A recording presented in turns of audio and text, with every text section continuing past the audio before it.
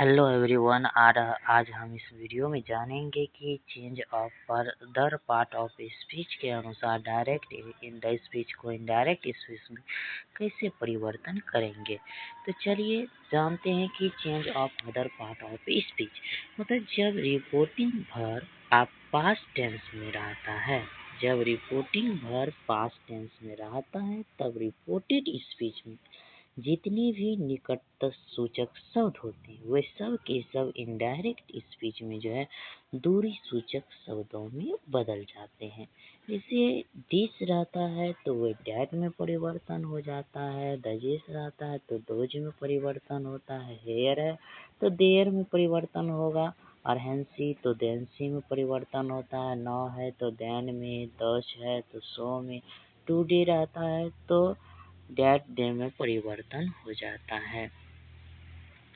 तो उसके बाद एस्टरडे जैसे रहेगा तो एस्टरडे जो है द नेक्स्ट डे बिफोर या द प्रीवियसिंग डे में परिवर्तन होता है। जैसे एस्टरडे है, एस्टरडे जो है द डे बिफोर या द प्रीवियसिंग डे में, इनडायरेक्ट में जो है द प्रीवियसिंग डे में बदलता है, या द डे बिफोर या एस्टरडे रहे तो टू डे बिफोर, इनडायरेक्ट में टू डे बिफोर में परिवर्तन होता है।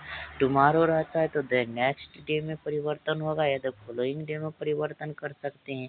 तो द डे आफ्टर टुमारो तो इन टू डे टाइम में परिवर्तन हो जाता है। नेक्स्ट वीक रहे या ईयर्स रहे तो ये जो है द फॉलोइंग वीक या ईयर्स में परिवर्तन होता है।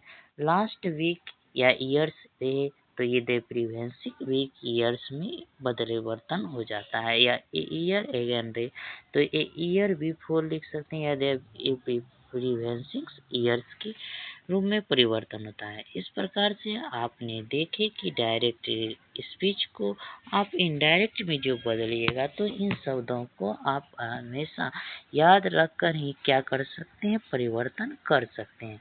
चलिए एग्जाम्पल के और चलते हैं और समझते हैं कैसे आप डायरेक्ट स्पीच को इनडायरेक्ट स्पीच में बदलिएगा।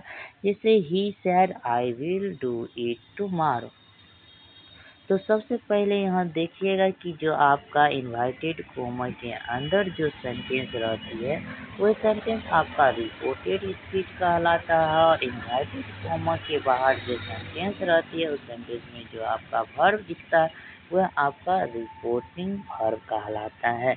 जब आपका ऑब्जेक्ट नहीं रहता है तो रिपोर्टिंग जो वर्ब होता है वह परिवर्तन नहीं होता है। तो इसलिए ही उसके बाद सेट कि रिपोर्टिंग वर्ब के बाद ऑब्जेक्ट नहीं था इसलिए जो है सेट में परिवर्तन नहीं हुआ। इनवाइटेड कोमा हटा तो डैट का प्रयोग करेंगे, और आई जो है फर्स्ट पर्सन है, आई फर्स्ट पर्सन रहने के कारण ये जो परिवर्तन होता है ये जो है सब्जेक्ट के अनुसार, फर्स्ट पर्सन जो है सब्जेक्ट के अनुसार परिवर्तन होता है। सब्जेक्ट ही था तो इसलिए इस जगह हमने ही का प्रयोग किया गया।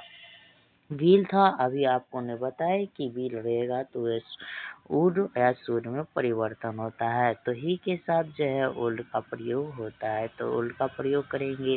डू है तो डू लगाना है, ईट है तो ईट देंगे। उसके बाद टुमारो का जो है ये इनडायरेक्ट इसमें नेक्स्ट डे में परिवर्तन हो जाता है। ये नेक्स्ट डे में जो है एक परिवर्तन होता है, बदल जाता है। तो नेक्स्ट हमारा है स्पेशल रूल्स के अंतर्गत हम सब सीखेंगे एसरेटिव सेंटेंस या एस्टीमेट। एसरेटिव सेंटेंस का हिंदी होता है निचयात्मक वाक्य। एसरेटिव सेंटेंस का हिंदी होता है निचयात्मक वाक्य।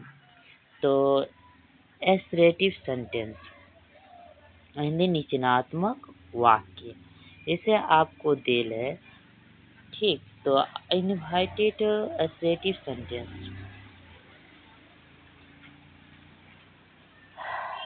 तो जब रिपोर्टिंग इन एसरेटिव सेंटेंस मतलब होता है कि एस्टीमेट मतलब एसरेटिव सेंटेंस को इनडायरेक्ट स्पीच में परिवर्तन करने के जो भी नियम है उनमें से आप सभी से क्या हो चुके हैं, प्रचलित हो चुके हैं, जान पहचान चुके हैं।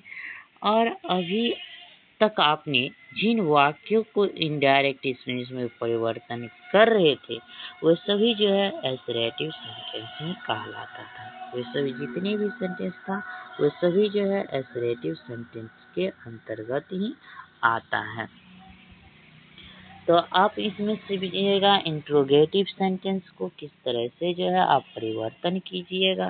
तो इंट्रोगेटिव सेंटेंस को परिवर्तन करना है, तो इस जगह मिसप्रिंट हो चुका है, अभी इंट्रोगेटिव सेंटेंस होगा। ये जो है इंट्रोगेटिव सेंटेंस है के बारे में हम जानेंगे। कौन सा सेंटेंस? तो इंट्रोगेटिव सेंटेंस मतलब नकारात्मक वाक्य।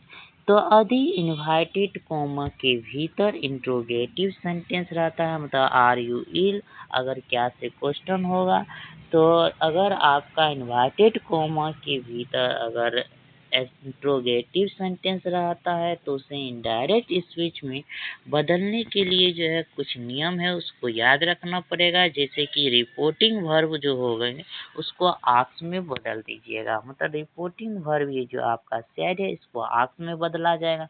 इनवाइटेड कोमा के बदले जो है डैट का प्रयोग अब नहीं करना है। तो इसके अनुसार अगर आपका क्वेश्चन टैग में रहेगा तो क्वेश्चन में WH वाला क्वेश्चन रहे, तो what, why, where, who, how much, how many, how much, इस सब का प्रयोग होगा। तो लेकिन इन्वाइटेड कॉमा डैट की जगह जो है क्वेश्चन वर्ड का प्रयोग करेंगे या इफ का प्रयोग किया जाएगा, इफ या वेदर का प्रयोग होगा। यदि इंट्रोगेटिव सेंटेंस किसी अनवोफिनिटी से शुरू होता है तो इन्वाइटेड कॉमा के बदले जो है आप डैट का प्रयोग कर सकते नहीं है और सिर्फ इफ या वेदर का ही प्रयोग कीजिएगा। प्रयुक्त इंट्रोगेटिव जो वर्ब फॉर्म होंगे उसको आप असर्टिव सेंटेंस में लाकर इसको अप्लाई कीजिएगा। तो चलिए हम उदाहरण में चलते हैं। तो he said to me are you poor, ये आर यू पुअर जो है ये आपका इंट्रोगेटिव सेंटेंस है। इसको पहले असर्टिव सेंटेंस में याद रखिएगा कि यू आर इल ऐसे। तो ही सेड टू मी जब आपका ऑब्जेक्ट रहेगा तब आपका सेड टू मतलब रिपोर्टिंग वर्ब जो है वो परिवर्तन होता है। ही आक्सेड, ही सेड टू को आक्स में बदलिएगा, लेकिन पास्ट टेंस में है तो इसका आक्सेड मी। उसके बाद इन्वर्टेड कॉमा हटाएंगे तो इफ या वेदर का प्रयोग करेंगे तो इफ का प्रयोग करेंगे।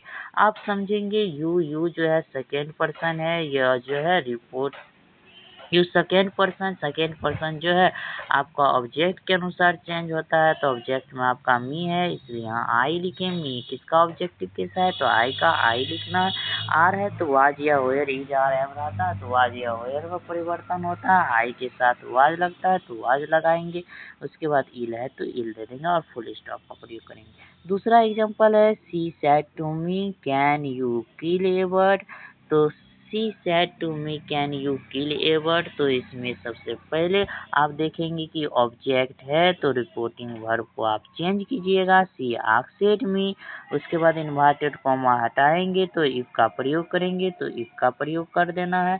उसके बाद यू जो है इस कैन को बीच में देखना है तो यू को पहले चेंज करेंगे। यू सेकेंड पर्सन है तो सेकेंड पर्सन ऑब्जेक्ट के अनुसार चेंज होता है।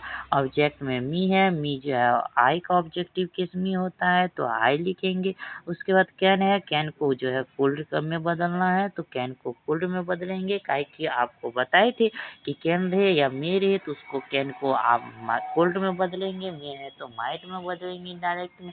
तो कैन था तो कैन को कोल्ड में बदल देंगे। उसके बाद किल, उसके बाद ए बर्ड। तो इस तरह से आपने देखा कि इंट्रोगेटिव सेंटेंस को आप डायरेक्ट से इनडायरेक्ट स्पीच में इस प्रकार से आप परिवर्तन कर सकते हैं। अगला है बना रहा है इम्परेटिव सेंटेंस मतलब विधिवाचक वाक्य के बारे में हम समझेंगे और ये स्पेशल रूल्स के अंतर्गत आते हैं। तो इन इम्परेटिव सेंटेंस, अगला है इम्परेटिव सेंटेंस मतलब विधिवाचक वाक्य। तो जब भी इम्परेटिव सेंटेंस जो होते हैं उससे ऑर्डर, कमेंट, एडवाइस या रिक्वेस्ट का बोध होता है तब इसे इनडायरेक्ट स्पीच में बदलते समय जो है कुछ नियम को याद रखना पड़ेगा कि रिपोर्टिंग वर्ब को जो है अर्थ के अनुसार, मतलब ये जो रिपोर्टिंग वर्ब सेड है इसके अर्थ के अनुसार, मतलब इस सेंटेंस के अर्थ के अनुसार जो है आप tell, ask, order, comment, warn, request या सजेस्टेड, एडवाइस में बदल देंगे। और डायरेक्ट स्पीच में रिपोर्टिंग वर्ब के बाद ऑब्जेक्ट रहे या न रहे, तो इनडायरेक्ट स्पीच में रिपोर्टिंग वर्ब के बाद ऑब्जेक्ट अवश्य देंगे। मतलब डायरेक्ट स्पीच में चाहे आपका जो है रिपोर्टिंग वर्ब के बाद ऑब्जेक्ट रहा चाहे ना रहे, तो अपनी मन से कोई भी एक क्या दे देंगे, ऑब्जेक्ट दे देंगे। अगर आपका प्लीज या काइंडली दिखे तो इन सभी का लोप कर दीजिएगा। इनवाइटेड कॉमा के बदले टू या नो टू का प्रयोग करेंगे। तो एग्जांपल में जैसे he said bring a glass of water, bring जो है एक ऑर्डर का बोध करा रहा है, तो इसके पहले देखिएगा कि ऑब्जेक्ट मेरा नहीं दे रहा है, फिर भी जो है सैड को क्या करेंगे, बदलेंगे। तो ही टोल्ड भी लिख सकते हैं, आक्सेड लिख सकते हैं, लेकिन इसका अर्थ समझ जाइएगा कि कह रहा है कि वो एक गिलास पानी लाइए, तो ऑर्डर दे रहा था ऑर्डर डे टू। अपने मन से कोई एक ऑब्जेक्ट जो कि काफी प्रचलित मी रहता है, इसलिए मी लिखेंगे। इनवाइटेड कॉमा हटाएंगे तो टू या नो टू का प्रयोग करेंगे, तो टू का प्रयोग कर देना। शेष बात जैसा है वैसा ही लिखेंगे, bring a glass of water. इस तरह से आप इम्परेटिव सेंटेंस को जो है इनडायरेक्ट स्पीच में परिवर्तन कर सकते हैं। अब अगला आता है imperative imperative sentence. Imperative imperative sentence क्या होता है, इम्परेटिव सेंटेंस के पहले अगर डू का प्रयोग हुआ होगा तो वाक्य को जोरदार बनाने के लिए जो है किया जाता है। मतलब आगे में अगर डू आ जाता तो वाक्य को जो है जोरदार बनाने के लिए जो है इम्पेटिव इम्फेटिक्स इम्परेटिव सेंटेंस का प्रयोग करते हैं।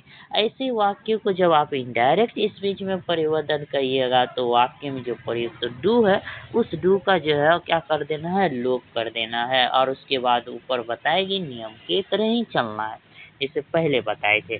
जैसे ही said to me do come tomorrow, तो ही सेड टू मी, तो he said to me object दिल है तो हमको चेंज करना ही आस्क्ड रिक्वेस्टेड करा है कि डू कम टुमारो, क्या तुम कल आओ, कल आते हैं, क्या कल आते हैं, ऐसा कर रहा है तो रिक्वेस्ट कर रहा है। तो ही आस्क्ड या रिक्वेस्टेड मी, और इनवाइटेड कॉमा हटाएंगे तो टू का प्रयोग करेंगे, to come the next, tomorrow का जो है द नेक्स्ट डे में परिवर्तन होता है, तो the next day,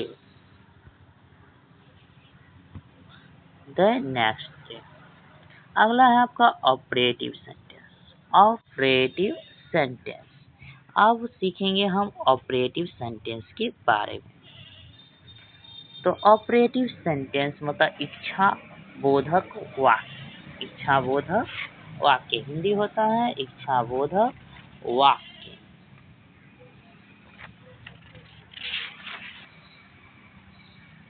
operative sentence,